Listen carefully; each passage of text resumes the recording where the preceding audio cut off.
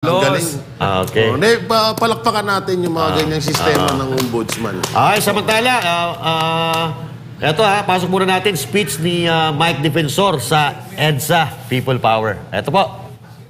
Nilalagay po namin sa maleta at dinideliver namin doon po kay Speaker Martin Romualdez. Marami po siyang kinento, pati yung Department of Health. Pinapakailaman ang pondo, ang mga kontrata, ang mga gamot, ang tulong sa mahihirap. Meron pang kinuwento. Si Sergeant Gutesa, sabi niya, Sir, ang dami po naming pera, pinamimigay sa media.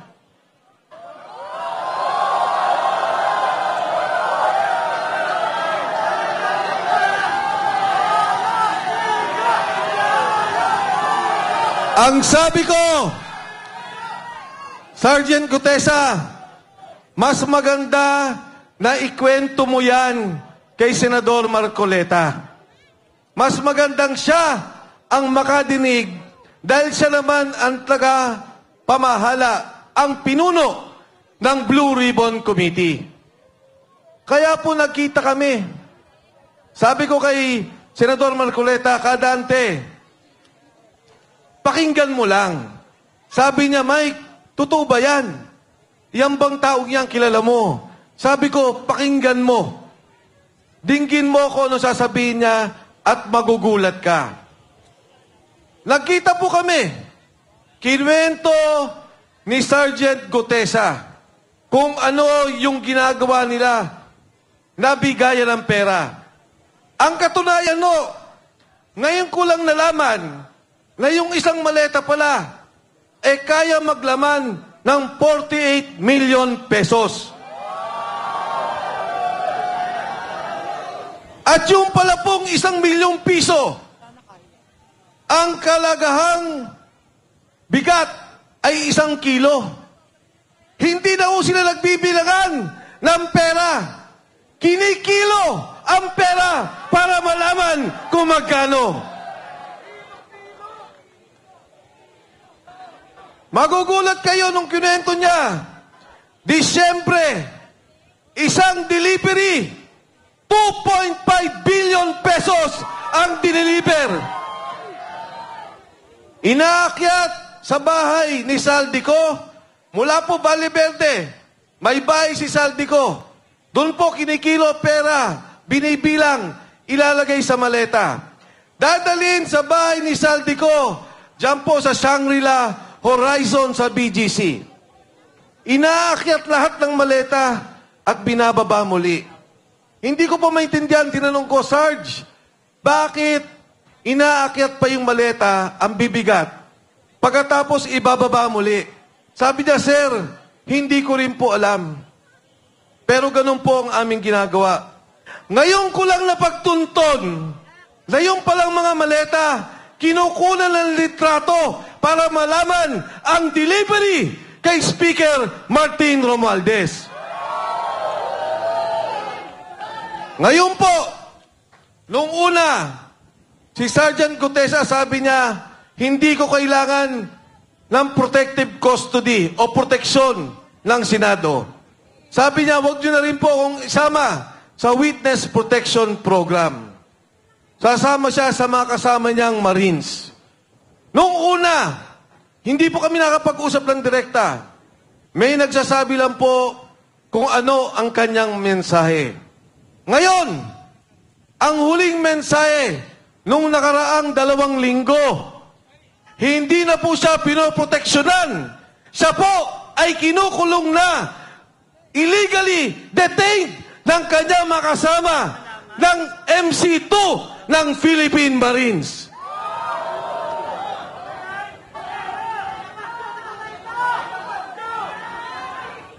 Alam niyo po, ang kinakaawa ko, naintindihan ko, si Sergeant Gutesa, napapirma na po nila ng affidavit. Umatras na, iniba na ang kwento. Ang sabi niya, si Defensor at si Marcoleta ay babayaran daw siya sa kanyang sasabihin. Binidyo si Sergeant Gutesa. Pero hindi po ako galit. Kahit na baguhin niya kwento, naintindihan ko. Dahil pag ang pamilya mo, ang asawa mo, ang mga anak mo, ang tinakot, naintindihan ko, Sergeant Gutesa, huwag kang mag-alala, naintindihan ka ng sambayanang Pilipino. Ang aking apila sa mga nagkukulong sa kanya, pakawalan nyo naman po yung tao. Total naman, napapirma nyo na. Nagbago na ng salita. Total naman, na-video nun niya. Na sinasabi na iba na ang kanyang salita. Na hindi na siya nag-deliver kay Martin Romualdez. Pakawalan nyo na po yung tao. Dahil yung tao, hindi na kinabang kahit 5 sa kawalangyaan, sa korupsyon na nakikita natin sa gobyerno. Yung kay Sergeant Gutesa, konsensya. Nalulunod yung kanyang kamag-anakan. Yung mga kasama niyang sundalo, nalunod yung pamilya sa Bicol, binabaha, nawalan ng negosyo, nawalan ng pangkabuhayan. Pero ni Cinco, hindi ang kumita. Hindi ang congressman, hindi ang senador, hindi ang kontraktor, hindi ang DPWH. Nag-deliver lang yan ng pera at na konsensya sa nakikita niyang nakawan sa sambayanang Pilipino. Mga kasama, kahapon lang, yung pamilya niya, inilipat na namin ang bahay dahil binabantayan din. Bakit? Dahil si Saldico, sinabi niya, totoo ang sinasabi ni Gutesa.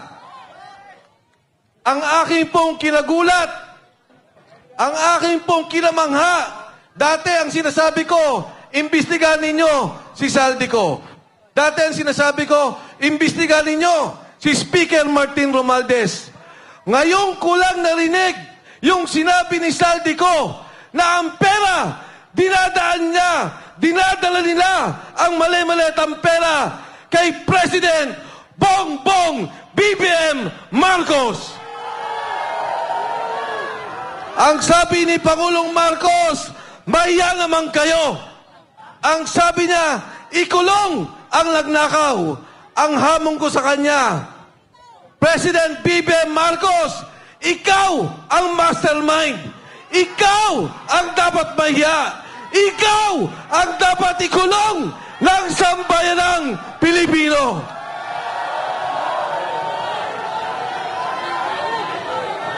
Ngayon, sasabihin nila, ang sabi po nila, Saldico, umuwi ka, harapin mo ang kaso.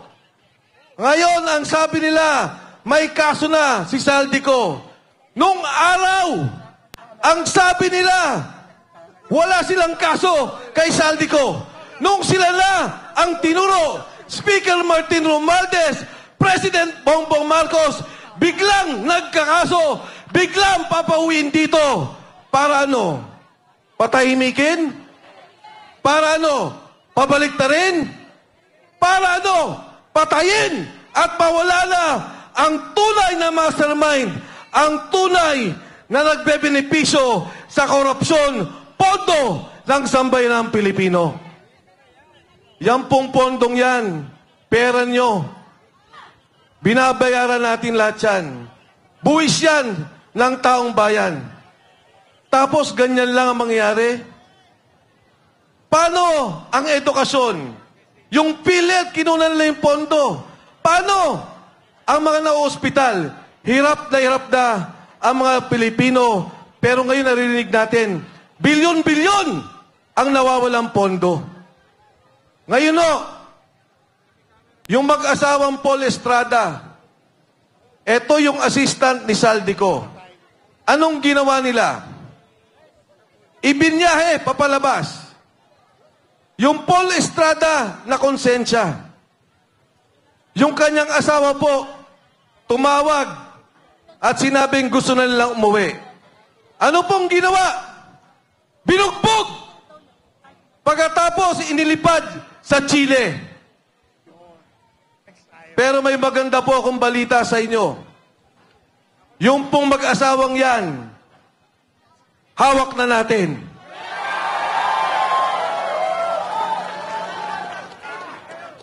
Si Paul Estrada po, kailangan natin protektuhan. Dahil siya mismo, sabi ni Saldico, ang nagdi-deliver kay Martin Romualdez at President Bongbong Marcos. Mga kasama, yung ating pong pagkakaisa ngayong hapon, nung una, ayokong manawagan na mag-resign si Bongbong Marcos. Ayoko pong manawagan doon sa sinasabi nila na magnanakaw at dapat ikulong si Bongbong Marcos. Pero dito sa akin nakikita, yung pagsalita ni Saldico, wala na pong kaduda-duda. Si Saldico, chairman ng Appropriations Committee ng Kongreso. Bata nila, tao nila, 3 taon. Hindi ka magiging chairman ng Appropriations Committee kung hindi ka pinili ng Pangulo. Si Speaker Martin Romualdez, pinili ng Pangulo. At yung pontong yan, sila ang gumagawa. Sila ang nag-aayos. Ngayon pong araw, tinanggal si Executive Secretary Bersamin. Tatanggalin din daw ang DBM Secretary Amina Pangandaman. Ang apila ko sa kanilang dalawa, magsalita na rin kayo bago kayo kasuhan at ituro ng administrasyong to. Alam nila ang galawan ng pondo. Alam nila ang nangyayari. Maawa naman kayo sa sambayan ng Pilipino. Sa kasaysayan po natin, ngayon lamang nangyari ang ganitong korupsyon. Ngayon lamang ang nangyari ang ganitong nakawan.